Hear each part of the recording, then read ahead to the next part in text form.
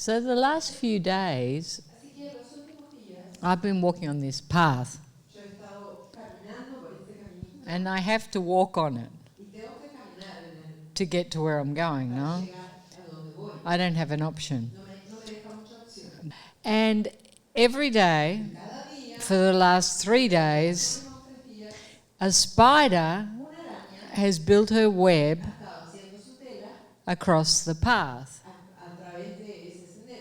right from one tree to the other. And it's this high, so I can't get over it, and I can't go under it. So every day I have to go through it. So I go here, and of course it falls.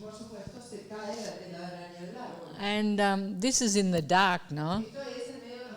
When I go out for a run.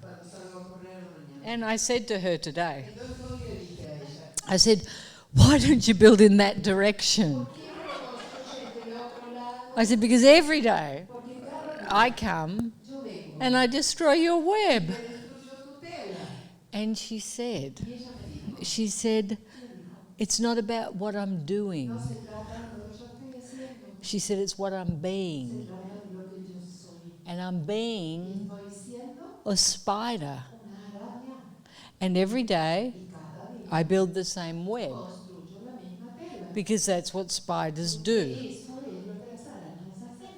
And how many humans are like spiders? We keep doing the same thing. It keeps collapsing. We do it again. It collapses. We do it again. It collapses. And we don't change direction. We have this idea that we can keep doing the same thing and having a different result. And obviously, it's not true unless you're a spider. But a spider doesn't have a choice. She's just being a spider. But a human has a choice, no? We can become conscious. We can make new choices. We don't have to keep doing the same thing, especially if it ends with the same result. Yeah? So for her, she doesn't seem to mind. In fact, she doesn't even care when I knock it down. And I think I'm more affected, you know. I'm like, but it still falls. So look at those aspects in your life where you think, oh, I can keep doing the same thing, but this time it will be different. Because it's never different. The same thing is always the same. And if you're abandoning yourself, if you're making choices that are not based in evolution or growth or consciousness or giving, you're the one that's caught in the spider's web. Because you're never going to have another choice until you change. And also see this in your interpersonal relationships. How many relationships do you go into thinking you're going to change the other? I'm going to fix this person and then we'll be happy. Look at that as well. The only person I can fix is myself.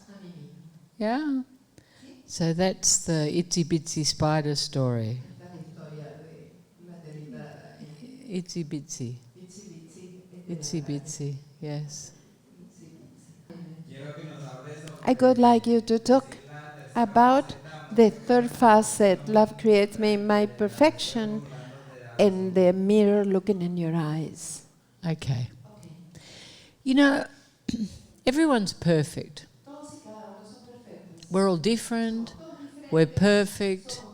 This is the illusion. It's created of all individuals, different races, different sexes, different countries, everything, everything, everything. Some people are deaf, some people have a limp, some people are fat, some people are thin, some people are tall, some people are short, some people are brilliant, some people are creative, some people are just happy, others are miserable. You know, everyone is perfect, exactly as they are. We are born perfect, and we are perfect. So here's the question. Why do I have to come to the Isha Center to change? Why? Because I am suffering. If I was surrendered to the perfection, every possibility I would use for evolution, I'd use to evolve.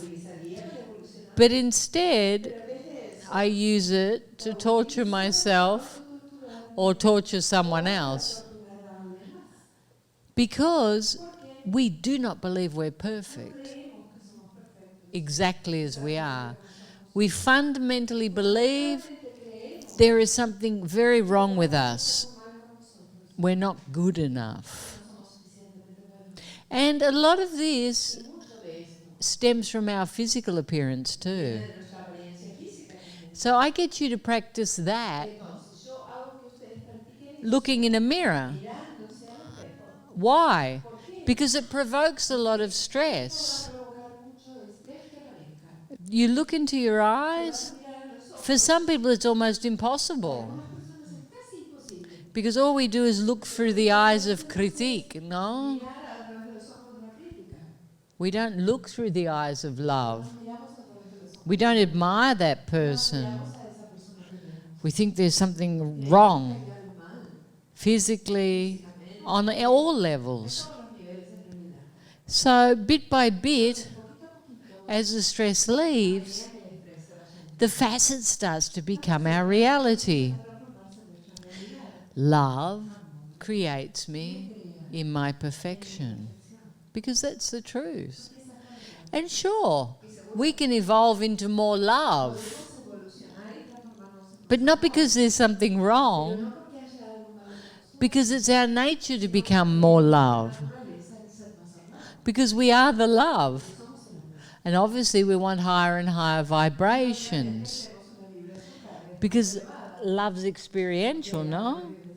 You know, if I'm in joy and peace and abundance internally, it's because I'm experiencing a higher vibration.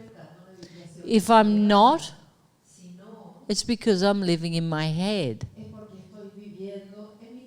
The house of the ego, the house of the critic, the house of the judge that tells you what's wrong with you and everything you've done wrong and why you don't deserve to be happy. Yeah? So that's why. And it works.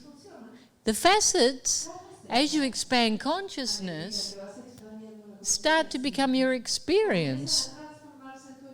You start to become the facet. You start to experience the perfection. You know, people talk about it. Well, I'm perfect exactly as I am. But it's just words. There's nothing to go for. I don't need to attain anything. In fact, I'll just sit here and look at my perfection. But it's not like that. Because God is creativity. There's constantly creating. Everything's changing, everything's evolving, everything's creation. It doesn't stop. And it's a joy. Creation's a joy. Creativity is a joy. God is creativity. And it can be in the most mundane thing. to the greatest works of art. But if you look at creation, it's always evolving. It's always changing. And you are part of that evolution. You are that evolution. So the facets and the human experience and the expansion of love ultimately lead to unity.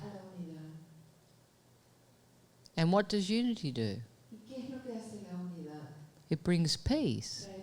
The fear disappears. You know, people say to me, how are we going to fix the world? You can't. It's impossible. Until we all start loving ourselves, nothing will ever change. Because we think we're our opinions, our ideas. We think we're the little lines on the map. Or our religions. We think we are our illusion. And until we break that,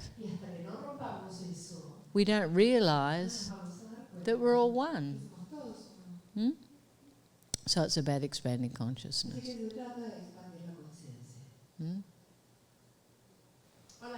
Hi, I'm Tanya. And I want to ask you, when I started being interested in spiritual things, I like a lot these theories of the existence of fantastic beings, the fairies, the aliens, beings from underworld.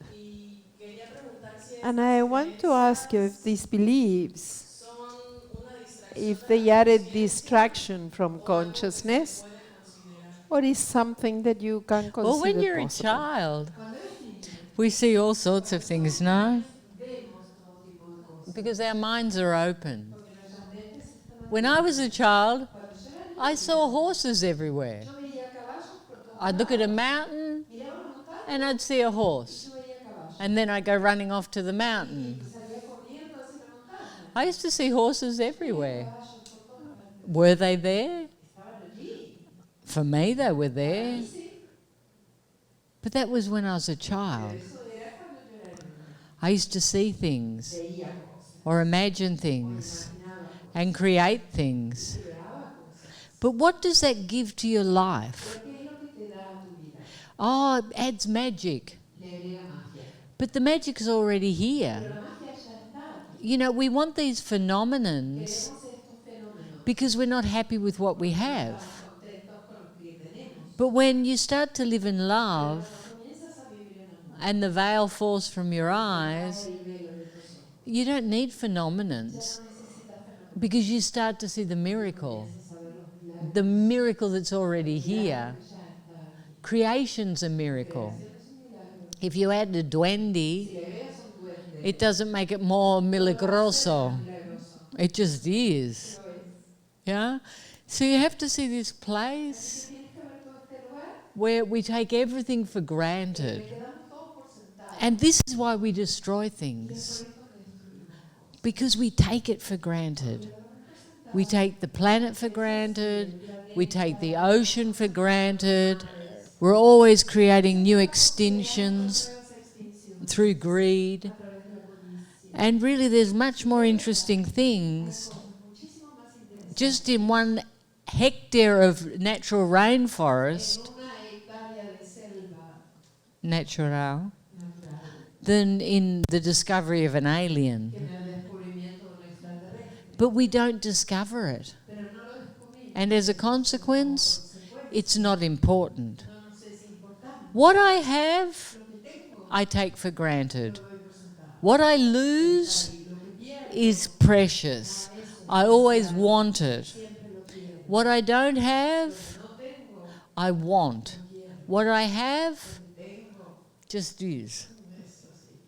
So when I change, everything becomes beautiful. Every country, every person, every animal, everything becomes important. For me, it's like that. As to the itsy bitsy spider in the morning, everything becomes important. Yeah? I feel I let go. Of what? Things that happen. But the teachers tell me no. I'm not letting go. I pick it up, pick it up again and tell me again, let go. With little things, yeah. But with other things, no. I don't know how is really the letting go. Is in each moment, or is a thought, or is a what? Or every time. You know what the problem is? It's what I was just talking about. I'm attached to what I don't have. And you have to see that. This yearning, the missing, it's just an idea in our heads. The comparison. And what does it mean? It means I'm not surrendered to this moment. I'm not enjoying this moment. Because it's always in the future or in the past. But when I'm here now, focused on consciousness, I see that I have everything. Everything I need in every moment. And whilst we hang on to the past, we're not open to receive. You know, I always say that. We hang on to our rocks and the universe is throwing diamonds at us and we can't see them. So you have to put everything down straight away. And you also have to remember, nothing's yours. Ever. No one, nothing. You come with nothing and you leave with nothing. That's why Jesus says it's easier for a camel to walk through the eye of a needle than a rich man to enter the gates of heaven. Why? Because you can't go anywhere with attachment. You have to be free. You can have everything, but you have to see the reality of what it is. What is it? Transient. It's transient. The only thing that you have is your heart and your consciousness.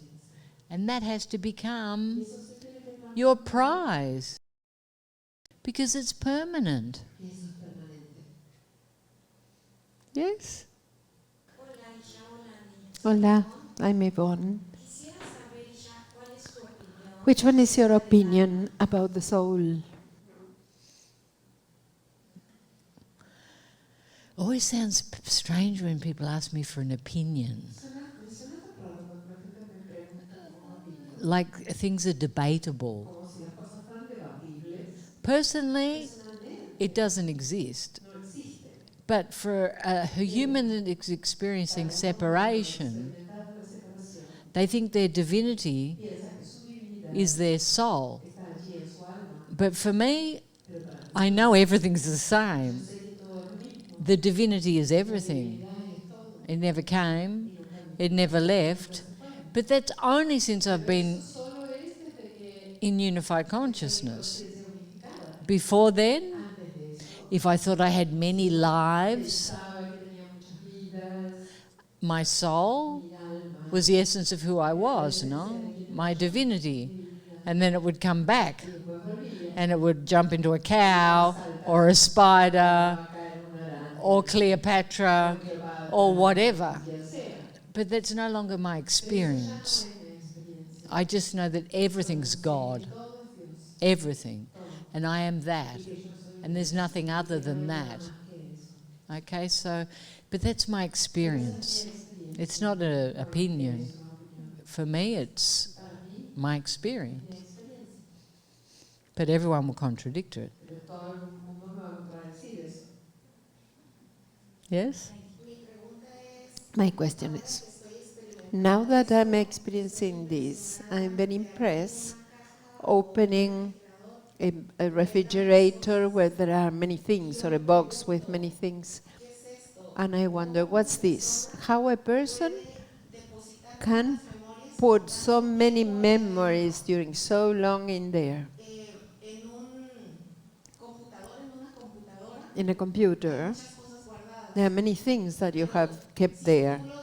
But if you decide, you can erase something. So in my case, I see a memory that once I saw it and I thought it was resolved, but it's still there.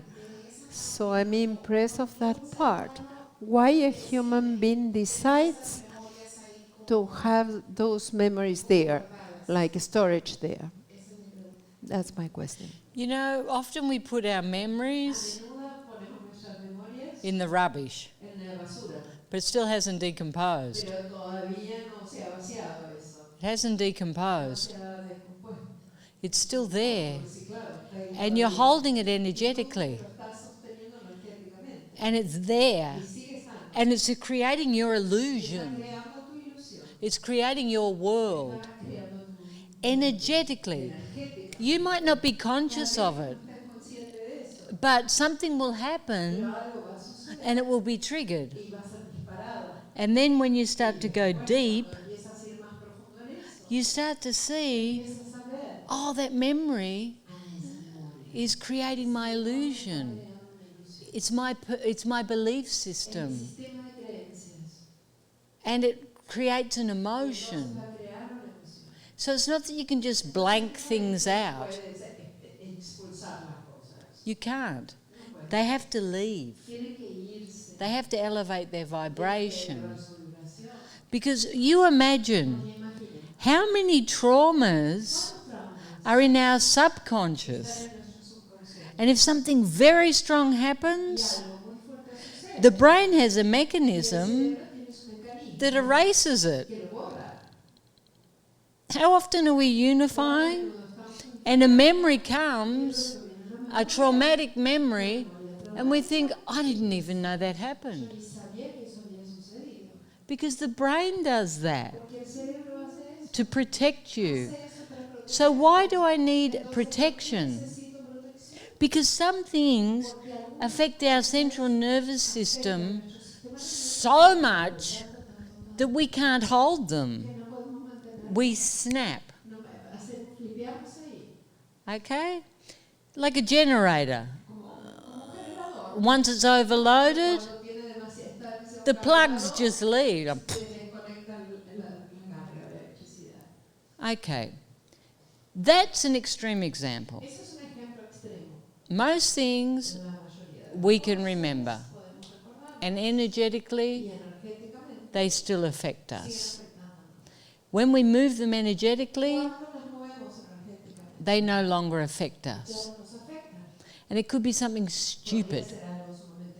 But if it affects us, it's marking our creation. It's marking our world. It's creating our personality. And usually, it's easy to see because it creates a defense and a denial.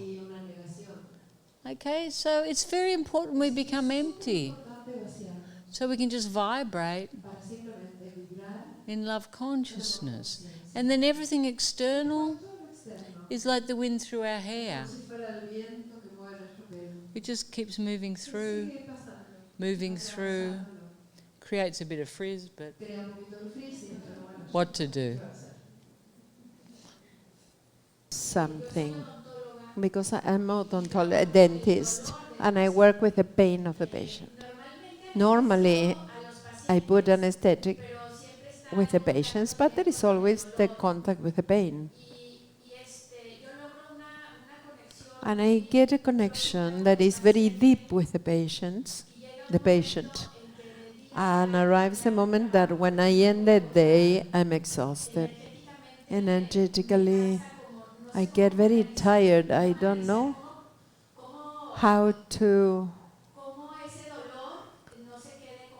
how the pain, I feel like that pain You have to remains in change your me. perception. Because you're giving. You're healing. And yes, sometimes it hurts.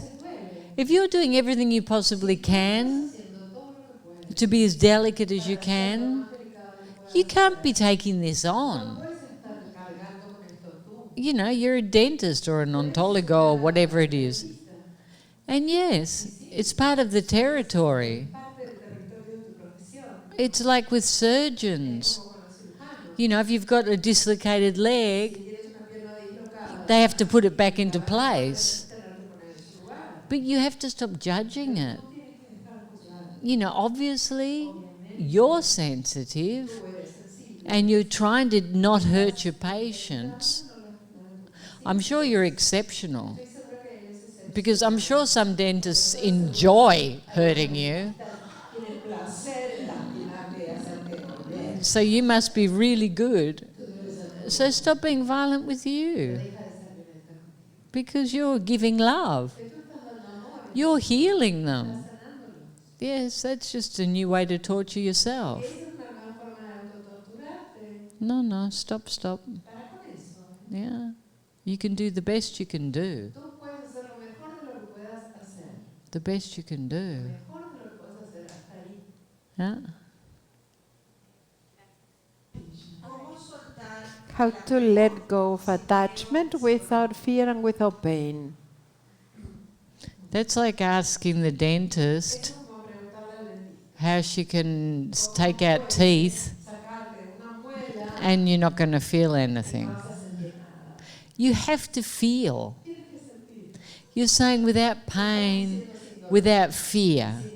If it's an attachment, of course it's going to hurt, because you're so attached, it's almost like pulling teeth, because you're so dependent on something emotionally. So how do you get to the point where you can just let go? And that's by loving yourself. But in order to have that experience, you're going to have to feel. You know, it's like when someone dies, someone that you're attached to, a partner of years, and you can't envisage your life without them. It's a process. It's not that you can just say, oh, well, I'm going to let go. Because there's so much behind it. But that's also growth. But the quicker you can let go, the quicker you can see, especially if it's something negative in your life, you start choosing for love. And it's easier. Through the expansion of consciousness, when you start thinking about it, facet, feel whatever comes up. But ultimately, you're healing the separation to you. You know, sometimes growth causes us to look at things. And sometimes the abandonment of self provokes a lot of emotion. It comes from here like, oh. But this is a great thing. It's a great thing. Because you grow. You become bigger. You become free. And from that moment on, if you're not itsy bitsy spider, araña, you make a new choice. You know, sometimes things hurt, so we don't keep making the same choice. Come visit our webpage for books, movies, and our wonderful retreat centers. Isha's simple yet powerful system is transforming lives around the world.